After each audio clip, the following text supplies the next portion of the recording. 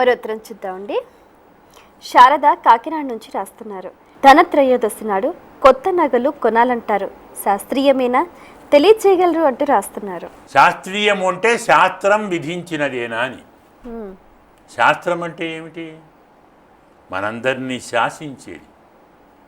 వేదమునకు శాస్త్రమని పేరు, స్మృతులకు శాస్త్రమని పేరు, ఇతిహాసములకు శాస్త్రమని పేరు, పురాణములకు శాస్త్రమని పేరు. శాస్త్రములు చెప్పినవి శాస్త్రీయములు కదా. ఇప్పటి కాలంలో వీరు శాస్త్రీయమనే మాటను ఏ అర్థంలో వాడుతున్నారో అది అశాస్త్రీయం. ఆ విషయం బాగా తెలుసుకోవాలి. శాస్త్రము చెప్పినది శాస్త్రీయం. శాస్త్రం అంటే వేదశాస్త్రాత్ పరం నాస్తి. శాస్త్రం అంటే వేదం, శాస్త్రం అంటే స్మృతులు, ధర్మశాస్త్రం అన్నాం, పురాణ శాస్త్రం, ఇతిహాస శాస్త్రం. కాబట్టి శృతి, స్మృతి, ఇతిహాస, పురాణ, ఆగమాలు ఇవి శాస్త్రములు. ఇవి చెప్పినదన్నీ శాస్త్రీయం.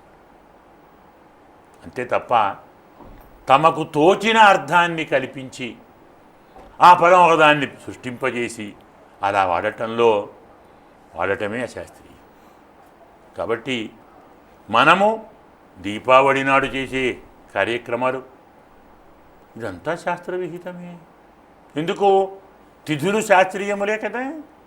వారములు, మాసములు, పక్షములు, నక్షత్రములు, గ్రహములు, అలాగే మరి మానవులు శాస్త్రీయములే.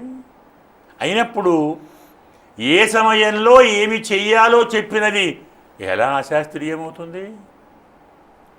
అయితే దాన్ని మనం చాలామందిమి సంకోచార్థంలో వాడుతున్నాం. సంకోచాన్ని విడిచిపెట్టండి, విశాల హృదయాన్ని అలవర్చుకోండి. అమ్మవారిని పూజిస్తాం, దీపావళి నాడు లక్ష్మీదేవిని పూజిస్తాం అనకండి, లక్ష్మీనారాయణలను పూజిస్తాం. స్వామి లేకుండా ఒక్క అమ్మను పూజిస్తే అమ్మ మనకు సంపద ఇవ్వదు. భర్తను విడిచిపెట్టి రావమంటే వస్తుందంటే మొదలు మనం చేసి పూజలు తీసుకుంటుందే. దంపతులను పూజించండి. లక్ష్మీనారాయణాభ్యాం నమః, వాణి హిరణ్యగర్భాభ్యాం నమః, ఉమా మహేశ్వరాభ్యాం నమః, శచి పురంధర్ ఇవన్నీ. మరి దంపతులను పిలువండి.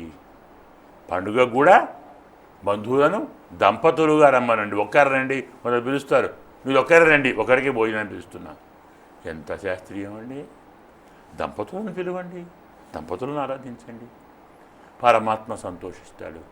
దాంపత్యంలోని లోకశాంతి లోకానికి అందుతుంది.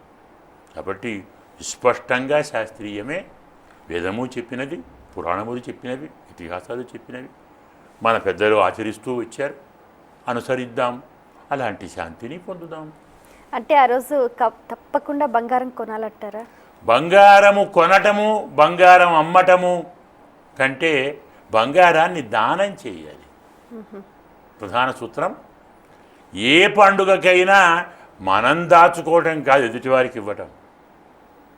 ఎదుటివారికి ఆ వస్తువు ఇవ్వాలి, ఎదుటివారికి ఇవ్వాలి. మనం కొంత కొనాలి కదా.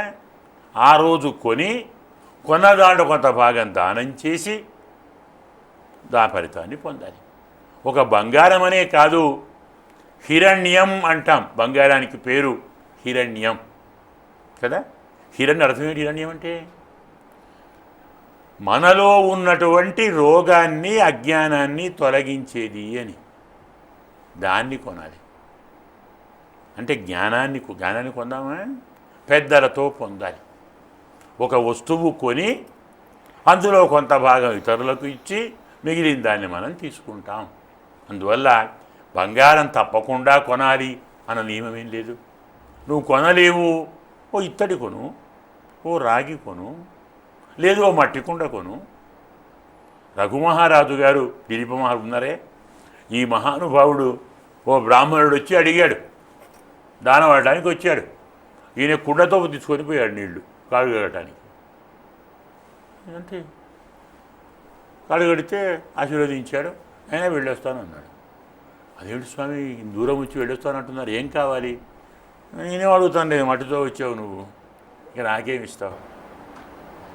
నాకు తెలుసు గురువుగారి దక్షిణ కావాలి, 14 కోట్ల బంగారు నాణ్యాలు కావాలి. నువ్వేమిస్తావు? మట్టి కుండతో వచ్చావు. మట్టి కుండతో రావటం నాకు ధనం లేకపోవటం కాదు, అంతా దానం ఇచ్చాను. మళ్ళీ వస్తుంది, ఉండండి 2 పూటలు. కుబేరుడు దండం పెడతాడు, దండెత్తాడు కుబేరుడి మీదకి, యుద్ధానికి పోయాడు.